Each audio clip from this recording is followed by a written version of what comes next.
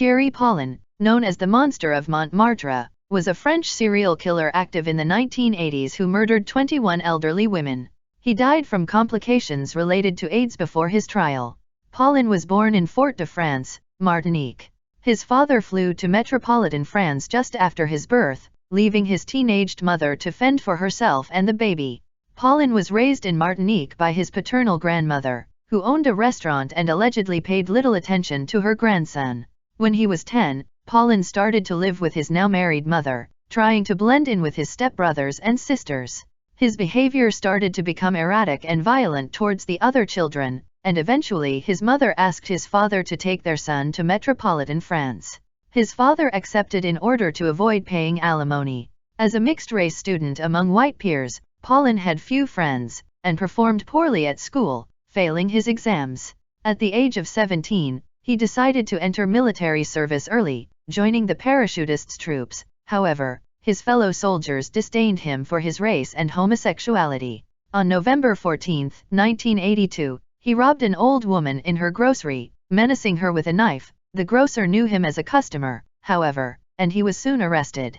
In June 1983, he was sentenced to 2 years in prison, but the sentence was suspended, of exercis, allowing Paulin to remain free. In 1984, after leaving the army, Paulin learned that his mother and her family now lived in Nanterre, a western suburb of Paris. He went there to live with them, but his relationship was hostile. Paulin became a waiter at the Paradis Latin, a nightclub renowned for its drag shows. There, he started a career as an artist, dressed in drag and singing tunes by his favorite singer, Eartha Kitt.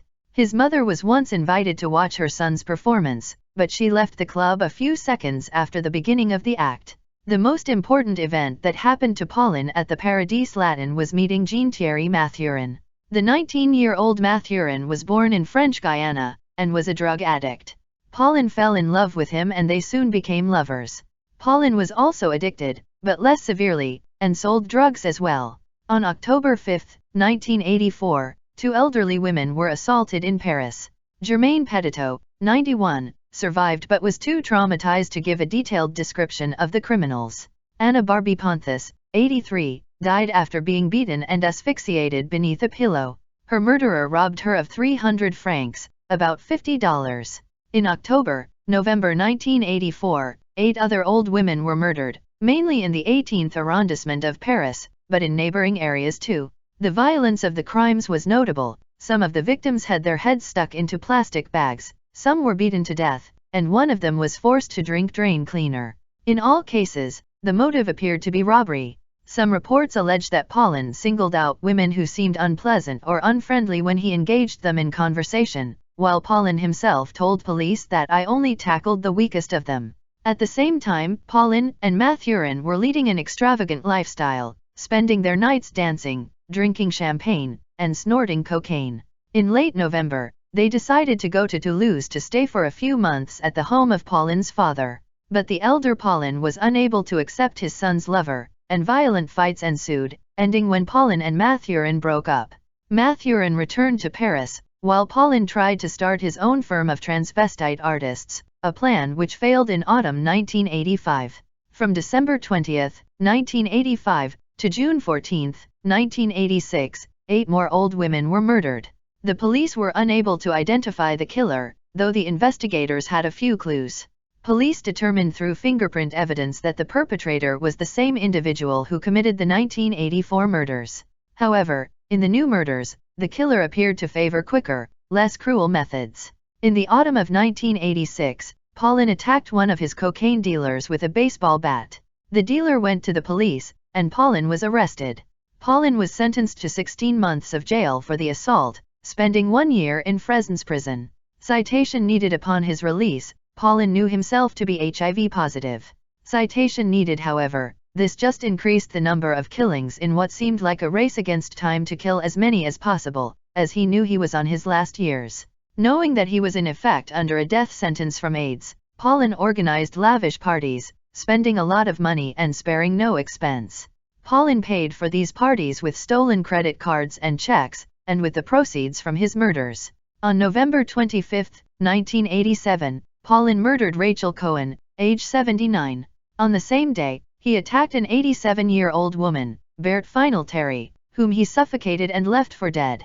2 days later, he strangled Genevieve Germont, who would be his last victim.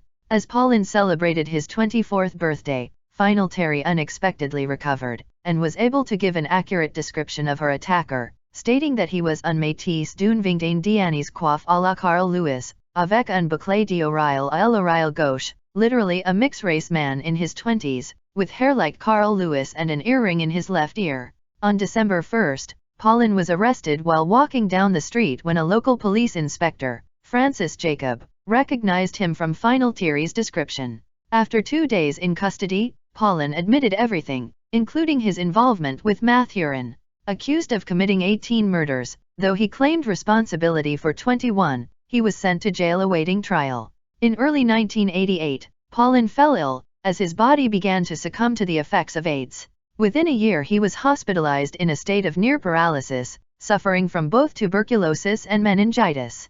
He died during the night of April 16, 1989 in the hospital wing of Fresnes prison. Only Mathurin was tried for the first 9 attacks and murders, receiving a life sentence, plus 18 years without parole, but he was released in 2012. He was incarcerated until January 2009, while technically, Thierry Paulin was never convicted of the murders of which he was accused. You have come to the end of the video. Thank you for watching. Remember to like, share, comment, and subscribe. This has been a Barrington Academy True Crime production, home of intellectual discussions and true crime. We are kindly asking for your feedbacks on our videos, whether positive or negative. Peace out for now.